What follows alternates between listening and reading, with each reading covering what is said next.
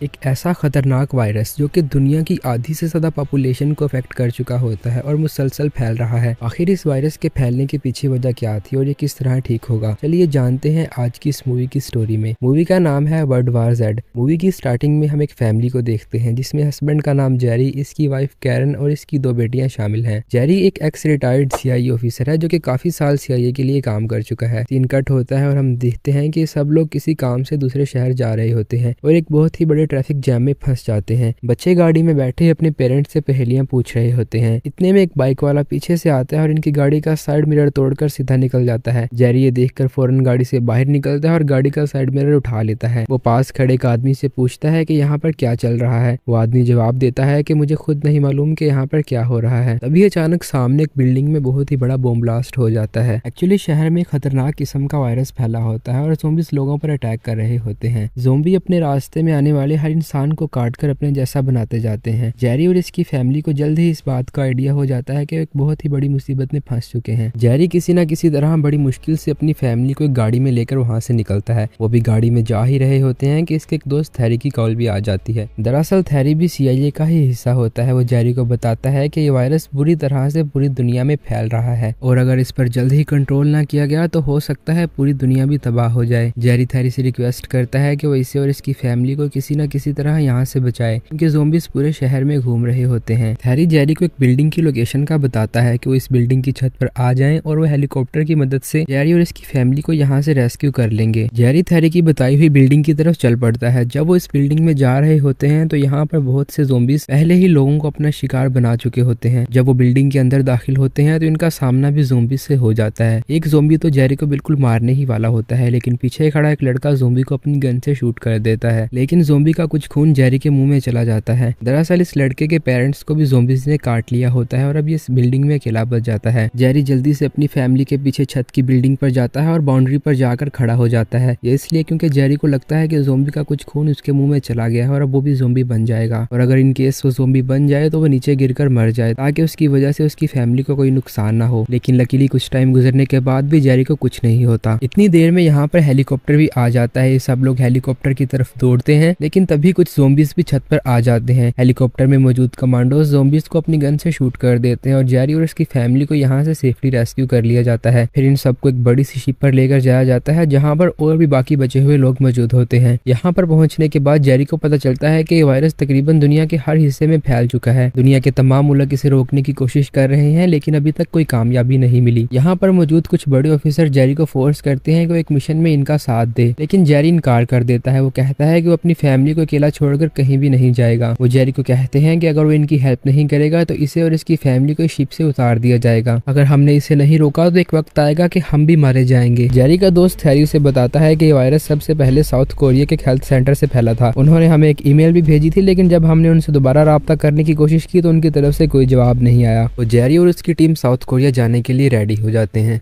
जब ये लोग साउथ कोरिया के एयरपोर्ट पर पहुंचते हैं तो यहाँ पर बहुत से लोग ज़ोंबीज बन चुके होते हैं। ये लोग चुपचाप आगे बढ़ने की कोशिश करते हैं लेकिन शोर सुनकर ज़ोंबीज इन पर अटैक कर देते हैं। पूरी टीम ज़ोंबीज का भरपूर मुकाबला करती है और बहुत से ज़ोंबीज को मार भी डालती है। लेकिन इन सब में से डॉक्टर फ्रेशबैक जो हमेशा अपनी लैब में ही रहे थे वो सब देखकर बहुत घबरा जाते हैं। वो वापिस जहाज में दौड़ने की कोशिश करते हैं लेकिन उनके हाथ में मौजूद गन गलती से चल जाती है और मौके पर उनकी मौत हो जाती है। अब जेरी अपनी बाकी बची हुई टीम के साथ साउथ कोरिया के हेल्थ सेंटर पर पहुंचता है जहाँ से ये पहली दफा फैलना शुरू हुआ था। यहाँ पर एक ऑफिसर उसे बताता है कि जो तुम लाश देख रहे हो ये ज़ोंबी वायरस का सबसे पहला शिकार था। जेरी ऑफिसर से पूछता है कि आखिर इसमें ये वायरस कहाँ से आया। ऑफिसर जेरी को कहता है कि इससे मुतालिक मेरे पास ज्यादा मालूमात नहीं है। वहाँ पर जेल में मौजूद एक पागल कैदी जेरी को कुछ बताने की कोशिश करता है। वो जेरी से कहता है कि इसराइल के शहर यरूशलेम में कुछ ऐसा हो रहा है जो तुम्हारी सोच से भी परे है। वो बताता है कि वहाँ पर लोग एक बहुत बड़ी दीवार बना रहे हैं ताकि वो ज़ोंबीज से बच सकें। हो सकता है ज़ोंबी वायरस का उनको पहले से ही मालूम हो या इस वायरस के फैलाने के पीछे उनका हाथ भी हो सकता है। तुम्हें वहां जाकर एक आदमी से मिलना होगा, वो तुम्हारे सारे सवालात का जवाब दे देगा। यरूशलेम पहुंचकर जेरी इस आदमी से मिलता है लेकिन वो आदमी जेरी की किसी भी बात का ठीक ठीक जवाब नहीं देता। यहाँ पर मौजूद लोग अपना कोई कौमी त्योहार बना रहे थे और बहुत शोर कर रहे थे। जेरी आदमी को भी बताता है और इन्हें भी रोकता है कि ज़ोंबी शोर सुनकर ज्यादा भड़कते हैं, लेकिन वो जेरी की बात पर ज्यादा ध्यान नहीं देते। हम दीवार के दूसरी तरफ देखते हैं तो बहुत से ज़ोंबीज एक दूसरे के ऊपर चढ़कर शहर के अंदर दाखिल होने की कोशिश करते हैं। और देखते ही देखते कुछ ज़ोंबी शहर में दाखिल हो भी जाते हैं। जैसे ही ये ज़ोंबी शहर में दाखिल होते हैं तो लोगों को काटना शुरू कर देते हैं। ये देखकर वहाँ पर मौजूद पुलिस ऑफिसर ज़ोंबीज पर गोलियां चलाते हैं, लेकिन ज़ोंबी इन सब पर भारी पड़ जाते हैं। फौरन एक हेलीकॉप्टर उड़ता है और दीवार की पिछली साइड से ज़ोंबीज को रोकने की कोशिश करता है, लेकिन ज़ोंबीज रुकने का नाम ही नहीं लेते। यहाँ पर जेरी एक बहुत ही खास चीज नोटिस करता है। वो देखता है कि ज़ोंबीज सभी लोगों को काट रहे हैं सिवाय कुछ लोगों को छोड़ के। इसकी बात हम कहानी में आगे चलकर करेंगे। तभी वहाँ पर आर्मी का एक बड़ा सा जहाज लाया जाता है। जेरी भी इस जहाज में सवार हो जाता है ताकि वो यहाँ से बच के निकल सके। सब लोग जहाज में पुरसुकून बैठे होते हैं, लेकिन थोड़ी ही देर बाद जहाज के पिछले हिस्से से आवाज आना शुरू हो जाती है। जेरी जब जहाज के पिछले हिस्से में झांक कर देखता है तो उसे पता चलता है कि जहाज में भी कुछ लोग इन्फेक्टेड हो चुके हैं और बाकी लोगों को भी काट कर ज़ोंबीज बना रहे हैं। इसी तरह वायरस प्लेन में तेजी से फैल रहा है। सब लोग जहाज के पिछले हिस्से को अपने सामान से बंद करने की कोशिश करते हैं, लेकिन तभी एक आदमी के हाथ से लगेज छूट जाता है। ज़ोंबीज ये देख लेते हैं और इन पर हमला करने लगते हैं। जेरी और प्लेन में मौजूद सभी लोग इस सिचुएशन से बचने की कोशिश करते हैं, लेकिन एक टाइम पर जेरी को भी मालूम हो जाता है कि वो इस सिचुएशन को हैंडल नहीं कर सकता। वो अपने पास से एक ग्रेनेड निकालता है और प्लेन में फेंक देता है। ब्लास्ट की वजह से प्लेन में एक बड़ा सा होल हो जाता है। ज़ोंबीज के साथ साथ कुछ ठीक लोग भी प्लेन से बाहर गिर जाते हैं। प्लेन इस वक्त बहुत हाइट पर उड़ रहा होता है और होल होने की वजह से अब ये क्रैश होने वाला है। जब प्लेन क्रैश होता है तो इसमें मौजूद सभी लोग मारे जाते हैं सिवाय जेरी और एक लेडी ऑफिसर के। इस हादसे में जेरी को भी बहुत चोट आती है और लेडी ऑफिसर भी बहुत जख्मी होती है। फिर ये लोग यहाँ से बचकर एक लैब में पहुंचते हैं। जेरी अपने जख्मों की वजह से बेहोश हो जाता है। जब जेरी को होश आती है तो वो देखता है कि कुछ लोग इसके पास खड़े हैं। वो जेरी से पूछते हैं कि आखिर तुम लोग यहाँ पर करने क्या आए थे। जेरी उन्हें बताता है कि मैं एक मिशन के सिलसिले में वैक्सीन की तलाश में यहाँ पर आया था। तभी वहाँ पर लेडी ऑफिसर भी दिखाई देती है और जेरी पुरसुकून हो जाता है। जेरी इन सबको अपनी थ्योरी के बारे में बताता है कि ज़ोंबी सब लोगों पर अटैक करते हैं सिवाय कुछ लोगों को छोड़ के, और ये वो लोग हैं जो पहले से ही किसी बीमारी में मुब्तला होते हैं, यानी इनके जिस्म में कुछ खास किस्म के बैक्टीरियाज मौजूद होते हैं। मैंने यरूशलेम में देखा था कि ज़ोंबी सब लोगों को काट रहे थे सिवाय कुछ लोगों को छोड़ के।